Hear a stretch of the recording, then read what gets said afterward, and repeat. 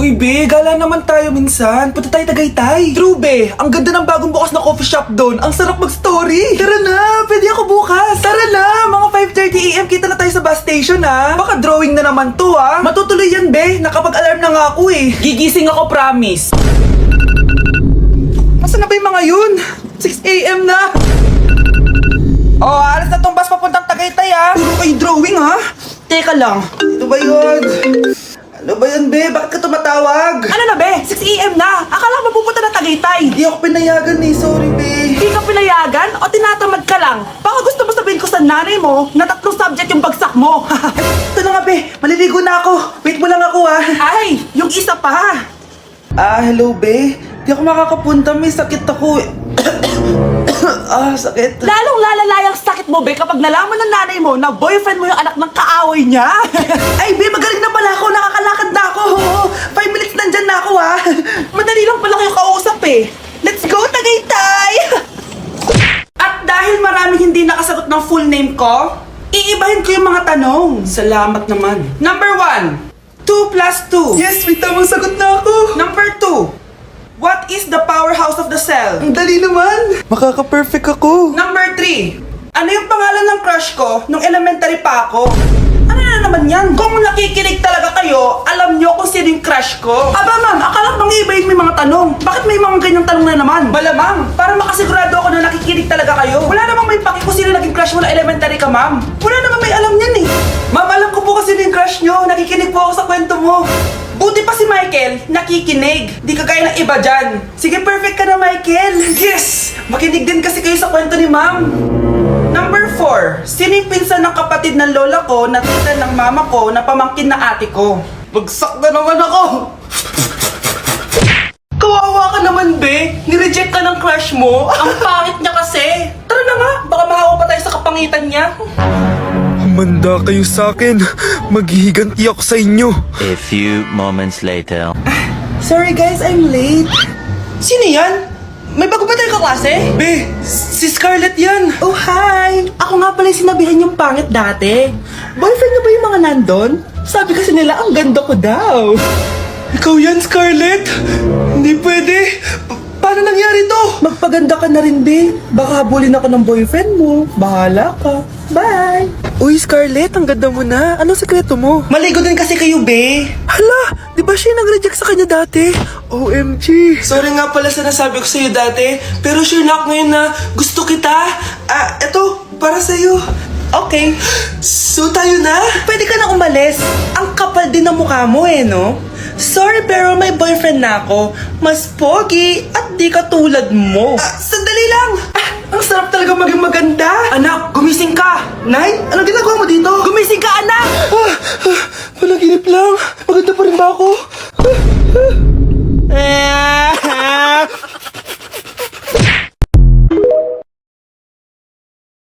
Guys, announcement! Hindi daw papasok si ma'am. Yes! Wala kaming gagawin! True! Oh, huwag muna kayo magsaya. May iniwan siya activities. Hala!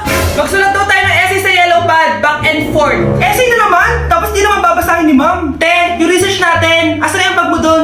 Tigilan mo muna ako, be. Absent nga si ma'am, di ba? Mag-absent ka na din, te. Kung tamad ka mag-aral. Ang laki ng ano niyo, pre, oh. Oo nga, pre. Kita niyo ba yan? Aba, ano yung pinapanood nyo, ha? Wala to. Ba't ka ba nakikialam? Loko kayo, ha? Magsusumbong ako kay ma'am. Eh, di magsumbong ka. Be, tara, uwi na tayo. Wala naman si ma'am, eh. Tara, di naman nila mapapansin yan. Hoy, saan kayo pupunta? Cleaners kayo, di ba? No, dyan lang kami sa kantin, eh. Oo, sa kantin lang kami. Be, di ako bingi. Dito lang kayo. Maglilinis pa kayo. Babe, TikTok tayo. Sige, babe. Uy, sana all. Ang hirap naman ng step. Eh di kayo na masaya. Magbe-break din kayo. Dito pa kayo naglandian, ha? Humanda kayo kay ma'am. Good morning, class. Sorry, absent ako kahapon. Ay, hindi. Nasa excuse letter mo, ma'am. Ha? May breakfast na Scarlett. Di ba kapag absent kami, hinihingan muna kami ng excuse letter? Nasaan yun sa'yo? Ang makakasagot nito may plus point sa akin. What is 2 times 2? Ma'am ako, ma'am. Wala bang gustong sumagot? Ma'am, alam ko po yung sagot. Times 2. Ma'am. Okay, Samantha. 2 times 2 is 4. Very good. May plus 5 ka sa akin. Ang daya naman. Kanina pa ako nagtataas ng kamay. Ma'am, pwede pa po ba ako mag-take ng quiz? Absent kasi ako kahapon eh. Ay, hindi na! Absent pa more! Tatamad-tamad ka kasi mag-aral! Nagkasakit po kasi ako, ma'am. Oh, anong gagawin ko? Ma'am, pwede ba ako mag-quiz kahit absent din ako kahapon? Oo naman. O ito, magsimula ka na. Thank you po, ma'am. Bakit siya pwede mag-quiz, ma'am? Bakit? May problema ka ba? Oo, may problema ako. Favoritism ka. Palagi na lang sa samantay binibigyan mo ng tiyan. May galit ka ba sa akin, ma'am? Sabihin mo. Hindi ako galit sa'yo. Pero sa nanay mo, oo. Wag na wag mong dadama yung anak ko sa problema mo sa akin. Nay, anong meron? Yung nanay mo, pabida. Dapat ako yung top 1 ng high school kami. Alam naman natin dalawa na deserve ko talaga maging top 1. Hindi kagaya mo, binabayaran yung school para tumaas ang grades. Totoo ba yun, Nay? Sinungaling ka! Mana ka naman para sa nanay mo, Samantha. Nga pala, alam na ng principal yung pagiging favoritism mo. Good luck na lang sa'yo, ha? Saan na ba ako? Saan ba ako papunta? Saan ako dadaan dito? Kaliwa o kanan? Ayan, lumagpas na. Layo pa ng ikutan ko niya. Ano ba naman to? Bilang-bilang na lang dumadaan. Tapos kapag nasagasaan mo, siya pang galit. Kita nang dumadaan na ako, oh. Bayan, galaw-galaw din. Late na ako, oh. Ano, dito na lang ako titira. Shake your body and screw. Oh, make me sweat, make me harder. Hello? Oo, papunta na ako. Ito na nga, oh. Medyo traffic lang, oh. Naliliko na, oh. Ito na, oh. Nakikita na kita, oh. Ayan, oh. Uy, may truck. Wait, saan ako lane? Doon ba? O dito? Ang bibilis nila. Wait, paano ako mag-merge? Wala na ako lane. Sorry. Akala ko may tumawid, eh. Si Crush ba yun? Magpapapansin nga ako. Ang init sa Pilipinas!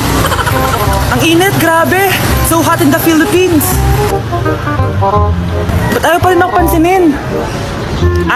Wait lang. Hello? Oo, si Vince to. Si Vince, oo, si Vince. Kung ikaw ay masaya, pumalakpak ka. Kung ikaw ay masaya, pumalakpak ka. Ba't ayaw ko pansinin? Ano ba yan?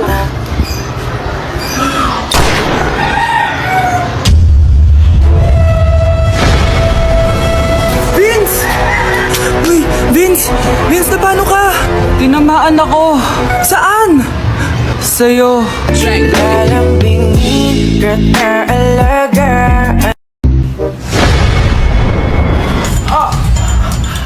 Mahal! Mahal na paano ka, mahal? Natatay ka ba? Sumasakit yung tiyan ko, mahal! Mga anak ka na! Tara, dadalhin na kita kay kumare! Alis, parang lalabas na! Few moments later. Mare! Mare, mga anak na ata ako! Dali, Mare, pumasok ka! Tulungan mo kami! Mga anak na asawa ko! Relax ka lang, Mare! Higang malalim! Mare, hindi ko na kaya! Mare, kalma ka lang! Higa ka muna! Okay, Mare, ganito! Umiri ka, ha? Oh! Isa pa, Mare! Isa pa!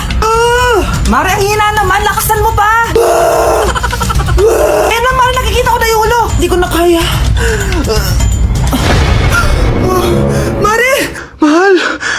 Gumising ka, kikilitiin kita! Mare, ang harot, ha? Ayun na! Ayun na yung ulo lang! Tae! Nak! Yes po, Nay! Bumili ka nga ng mantika sa tindahan? Ito, 5 pesos. Okay po, Nay! Psst! Hold up to. Huwag kang gagalaw. Kuya, wag po. Bigay mo sa akin pera mo kung ayaw mo masaktan. Pera? 5 piso lang meron ako. 5 piso? Akin na nga cellphone mo. Cellphone? Oh, ito. Ganda mo naman. Di na kita hold upin. Jujuwain na lang kita. Pwede ba?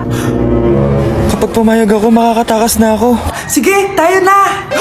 Yes! May girlfriend na ako! Sandali lang ha. May kukunin lang ako. Sige, babe. Take your time. Few moments later. Ayan! Siya yung nag-hold up sa akin! Huy, halika dito! Aarestuhin na kita! Arestuhin?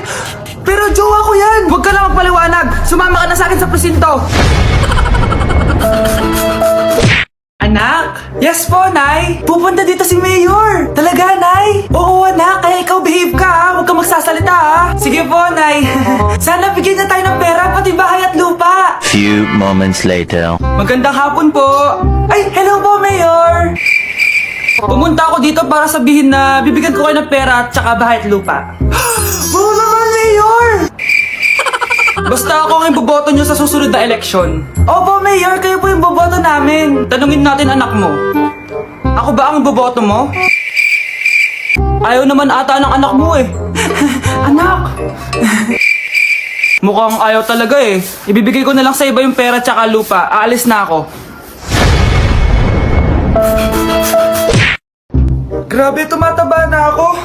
Kailangan ko na talaga mag-diet. Simula ngayon, magda-diet na ako. Gusto ko nang magka-abs. Konti na lang talaga kakainin ko. Anak, eto kumain ka na. Ang dami naman nito, Nay. Nagda-diet po ako. Diet ka pa, di ka rin naman magkakajowa. Sige, wag mo na lang ubusin. Ah, sige po, Nay. Konti na lang po kakainin ko. Isang subo lang kakainin ko.